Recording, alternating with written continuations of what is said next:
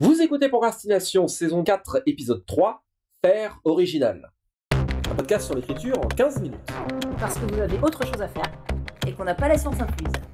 Avec les voix de Mélanie Fazi, Estelle Fay et Lionel Delous. Il paraît que tout a été dit, que tout a été écrit déjà, dans un monde où la fiction est reine. Comment est-ce qu'on peut être finalement original ? Est-ce que c'est une question importante ? Est-ce qu'il faut être original ? Et si oui, comment on fait ? Comment je peux faire pour être original et pour m'assurer ? Parce que c'est un truc qu'on retrouve quand même assez fréquemment dans les doutes chez les auteurs plus jeunes, disant avec une certaine inquiétude, j'ai peur que ce que j'écris soit pas intéressant parce que tout a déjà été fait, tout a déjà été écrit, donc comment je peux m'assurer d'être original ? Est-ce que c'est une question qui est importante ? Et si oui, comment je peux faire ? Cette question. C'est marrant que tu parles des débutants parce qu'en réfléchissant à l'épisode, je me suis rappelé moi mon approche de l'écriture en débutant. Vraiment quand j'ai commencé, j'étais absolument focalisée mais complètement sur le fait qu'en fantastique, il fallait que je produise des idées qui n'avaient jamais été faites. Et ma première nouvelle publiée, j'avais une image dont j'étais très fière. Et j'étais super vexée quand quelqu'un m'a dit qu'il l'avait vue dans un épisode de X-Files, la même image, et je me suis dit, ah mais tout se casse la gueule. Et avec le temps, je me suis rendu compte que l'originalité des idées, d'une part, ça allait jamais autant que je pensais et que c'était pas ça qui était important. Et ce qui restait des textes, souvent, c'était des choses beaucoup plus personnelles ou plus des choses d'ambiance ou des choses comme ça. Mais que l'originalité de l'idée était pas ce truc sur lequel j'étais braquée au départ, en fait. Je vais rebondir, en fait, sur ce que tu as dit et sur ce que disait Lionel quand vous parlez des débutants. Donc, quand je suis sortie de mon école, j'étais un peu marquée cinéma de genre. Je sais pas du tout pourquoi. Et je me suis retrouvée à donner des coups de main à des jeunes scénaristes, des jeunes réalisateurs qui voulaient écrire des scénarios de fantastique, de SF, enfin bref, voilà, de tout ce qu'on appelle cinéma de genre, quoi. Et je me suis retrouvée souvent face à justement des gens qui avaient très peu de culture de ce cinéma-là, mais qui ne voulaient pas en avoir en disant « je veux pas être parasité par les idées des autres ». Le piège. Voilà, et résultat, ils réinventaient l'eau tiède. Et donc, par exemple, il y en avait un, c'est « et alors, à la fin, on s'aperçoit qu'en fait, c'était un fantôme tout du long ». Ouais, ok, alors... là... Voilà, donc mais j'ai passé une bonne partie de mon temps à en fait donner des listes de films à voir. Simplement pour dire, non mais regardez, cette idée-là, elle a déjà été travaillée en gros depuis la nuit des temps, mais toujours et depuis le début, depuis que je baigne dans les cultures de genre ou les cultures de l'imaginaire, ce qui m'intéresse et ce qui je trouve est pertinent, c'est pas se dire je vais trouver le concept de furieux que personne n'a fait avant moi, c'est plutôt de se dire ok, je m'inscris dans une lignée de conteurs, de réalisateurs, d'auteurs qui remontent encore une fois à la nuit des temps ou à la rigueur à Frankenstein pour la SF, et comment avec des idées qui de toute manière sont déjà là, comment moi je vais les réinterpréter à ma sauce, qu'est-ce que moi j'ai à dire dessus, avec mon époque, avec mon expérience qui sera pas celle des autres. Mais pour ça justement, il faut que je les connaisse à mort pour savoir ce que moi je vais en faire. Et c'est ça qui est intéressant. Ce que mon époque aussi, nous allons en faire ensemble. Ouais, je suis complètement d'accord. En fait, je m'étais fait une réflexion qui est que l'originalité, il me semble que c'est toujours quelque chose de relatif. On est original par rapport à quelque chose. Et effectivement, par rapport à l'époque, par rapport au contexte dans lequel on écrit, par rapport au genre, par rapport à tout ça, rien n'est jamais original sorti de nulle part. Enfin, je suis toujours énervée par cette idée de je vais pas me renseigner, mais je vais inventer le tien. Moi aussi, ça m'agace de manière plus générale. Ah non, je lis pas parce que je veux pas être parasité.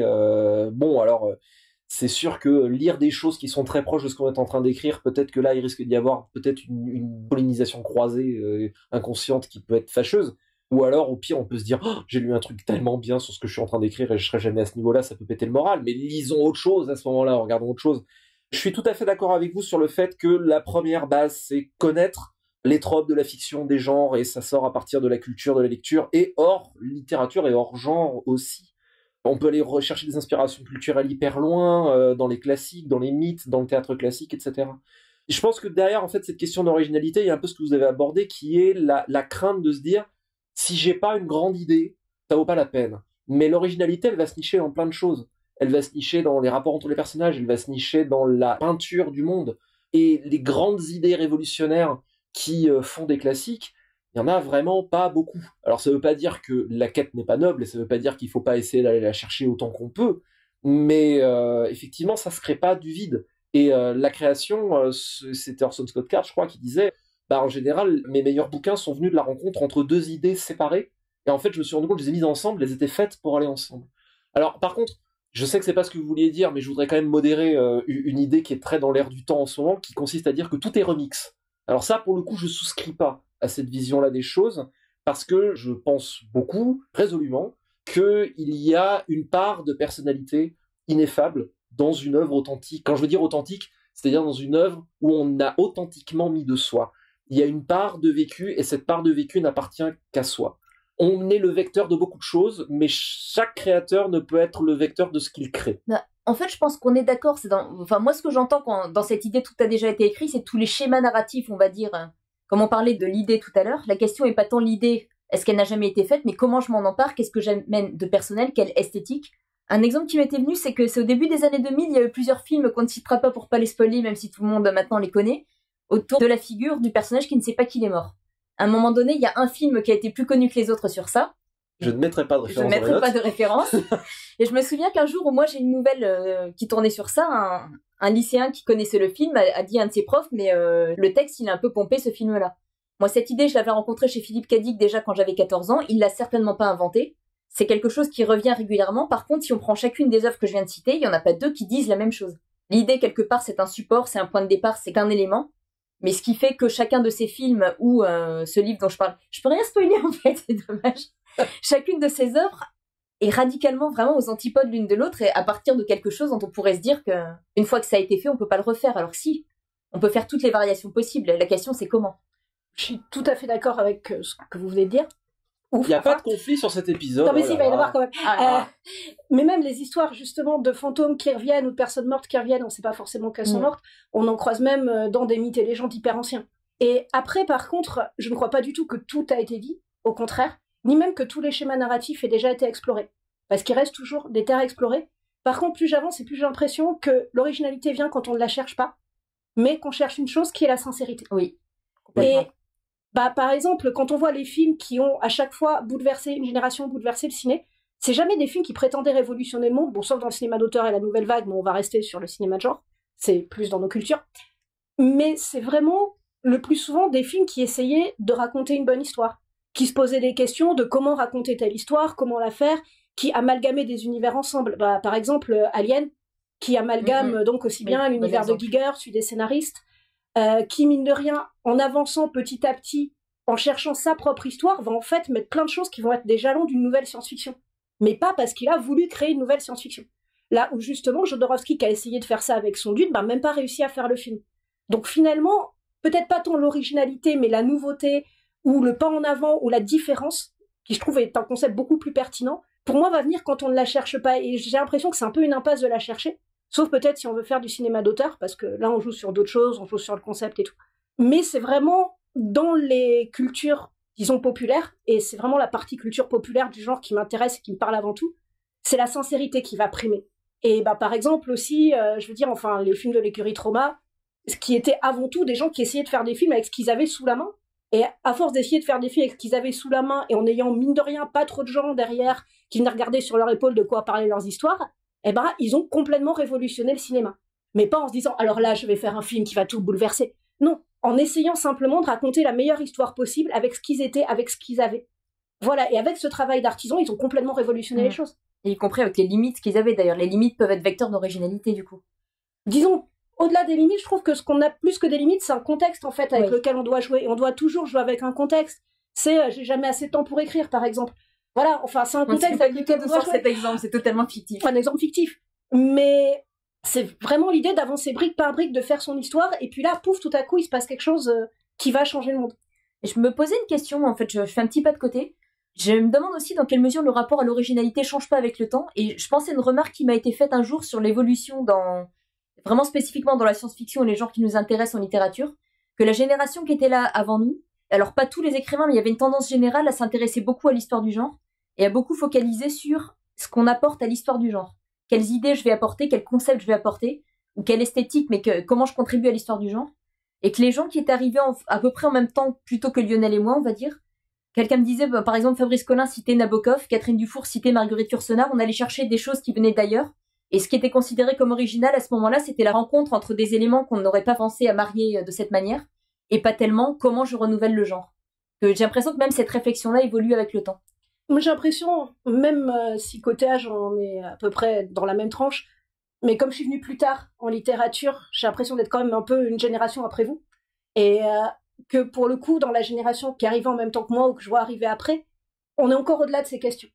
C'est-à-dire, on est beaucoup plus dans, enfin, en tout cas, les auteurs qui m'intéressent en ce moment, les démarches qui m'intéressent, c'est vraiment avant tout écrire des histoires avec ce que nous, on sent qu'on doit dire, avec ce qui nous pousse à écrire, et plus se mettre dans ces histoires de se mettre aussi bien dans la lignée du genre, dans la lignée de la littérature générale.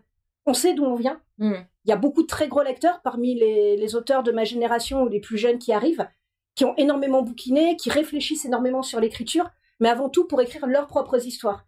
Et pour moi, un grand précurseur là-dessus, dont je pense l'œuvre est passée un peu trop inaperçue parce que justement il était très précurseur, mais que je vois de plus en plus cité par des auteurs arrivés en même temps que moi, c'est Francis Berthelot, qui, mine de rien, lui a vraiment insufflé énormément de sa personnalité, de ses recherches à lui, dans ce qu'il écrivait. Et ça a créé une œuvre qui, je pense, était très en avance sur son temps. C'est pour ça qu'elle n'a pas trouvé sa place à son époque. Oui, c'est complètement inclassable. Qui est inclassable pour son époque, mais qui, mine de rien, maintenant, est très précurseur de beaucoup de choses qu'on est en train de faire. C'est vrai. Il y a une question, je pense, je reviens à ce que j'ai sur la relativité, c'est à chaque fois ce on arrive à un moment donné, c'est ce qu'on fait par rapport à ce qui existe aussi, et par rapport à la réflexion qui a déjà été menée avant. Clairement, et nous, on a eu la chance, grâce à vous, notamment au travail que vous avez fait, donc ceux qui sont arrivés en même temps que moi ou ceux qui arrivent après, de déjà plus être trop dans il faut qu'on affirme par exemple que les littératures de genre c'est la vraie littérature, ou il faut qu'on affirme que les littératures de genre peuvent dialoguer avec les littératures blanches. Ça quand même, grosso modo, c'est pas acquis pour le grand public, mais au moins dans nos têtes c'est souvent acquis. C'est une discussion qu'on avait eue, c'est précisément Laurent qui insistait sur ça en disant dans un épisode qu'on avait fait récemment sur ça, où il disait que lui, au moment où il était arrivé, qui était un peu plus tôt par rapport à nous, on était encore vraiment beaucoup axé dans la défense de la SF. Oui, c'est de la littérature. Au moment où je suis arrivée, cette question-là n'était pas aussi présente, je dirais. Et les grandes adaptations cinématographiques, la Sainte Trinité, Seigneur des Anneaux, Harry Potter, et puis maintenant Game of Thrones, a beaucoup aidé à diffuser ces idées dans le grand public, mais il y a toute une culture aussi, je pense notamment à quand même la culture d'animation japonaise qui a énormément d'influence dans l'imaginaire. Il n'y a aucune classification chez eux, ils s'en tapent. En gros, c'est classé en shonen, shoujo, etc., beaucoup plus que c'est de la SF, c'est du manga de baston, etc.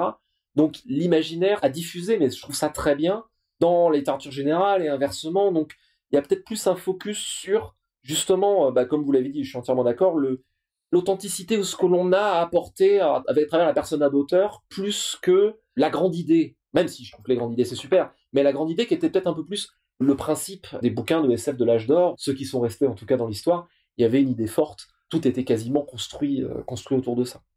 J'ai l'impression, si on fait bien son boulot, avec sincérité, et en se coltant vraiment au monde, et en se coltant à sa propre écriture et à ce qu'on veut écrire, voilà, pas tant l'originalité forcément, mais en tout cas le côté unique du texte se dégagera de ça. Donc voilà, il y a les questions à se poser. Finalement, la question de l'originalité ou pas, c'est plus une question que se posent sans doute les lecteurs ou les critiques à la réception. Mais est-ce que c'est une question qu'on doit se poser quand on écrit ?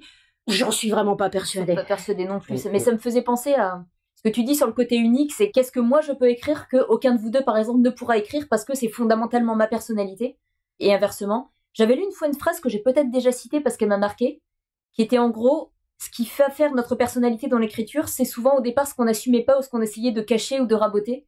Et le jour où on l'assume, qu'on le met en avant et qu'on se l'approprie, c'est là qu'on va faire original finalement. Oui. Et que l'originalité, elle va se nicher peut-être plus là que dans strictement les idées. Et puis je sais pas pour vous, mais quand je vois la réception de mes textes ou de mes romans, ceux qui ont été vus comme les plus originaux, ou ceux où il y a des idées qui sont sorties comme originales ou différentes et tout ça, c'était pas forcément ce que moi je voyais comme original ou différent.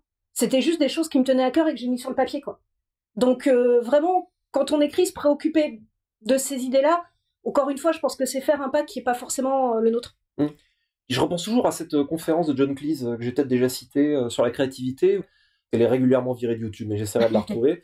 Où en gros, on lui dit, mais quand vous étiez dans les Monty Python, vos sketchs, c'est marrant, il y avait toujours un petit truc en plus, c'était plus originaux.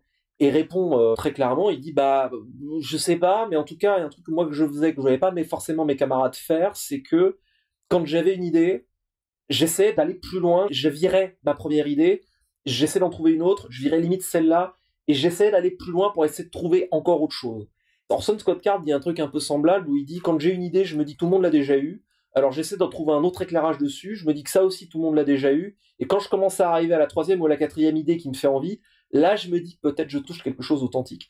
Cette authenticité, pour moi, elle a aussi, paradoxalement, mais c'est peut-être parce que je suis un gros bourrin, je pense que c'est clair depuis, que cette authenticité, il y a une part de travail derrière, il y a une part d'introspection, il y a une part presque psychanalytique dans le fait de se dire qu'est-ce que je peux aller chercher de plus encore plus profond en moi qui me touchent personnellement encore plus et que donc je vais aller me mettre sur le papier parce que peut-être là je vais avoir touché quelque chose de vrai parce que m'appartenant profondément.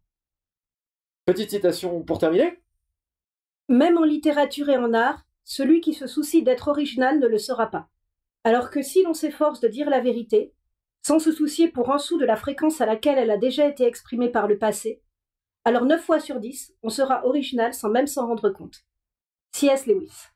C'était Procrastination. Merci de nous avoir suivis. Maintenant, assez procrastiné. Allez écrire.